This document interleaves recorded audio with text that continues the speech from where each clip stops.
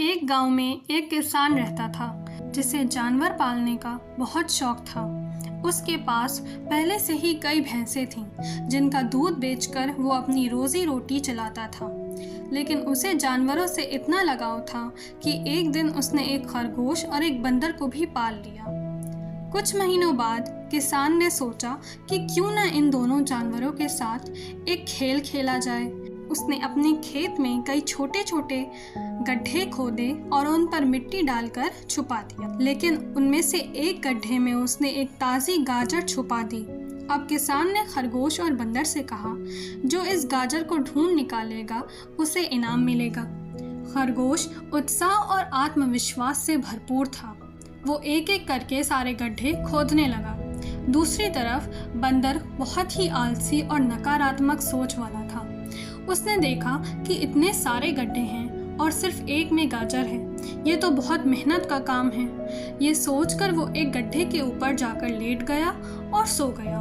खरगोश लगातार मेहनत करता रहा पर हर गड्ढा खाली निकला।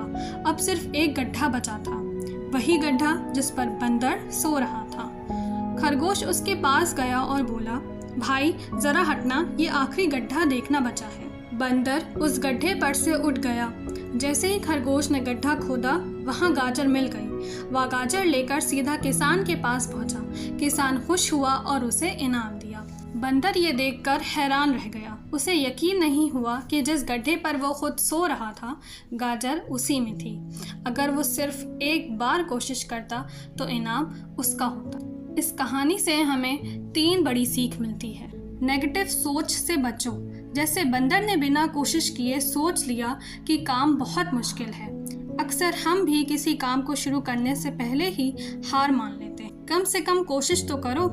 अगर बंदर ने सिर्फ वही गड्ढा खोद कर देख लिया होता तो उसे गाजर मिल सकती थी। कोशिश करने से ही किस्मत साथ देती है। जल्दी हार मत मानो।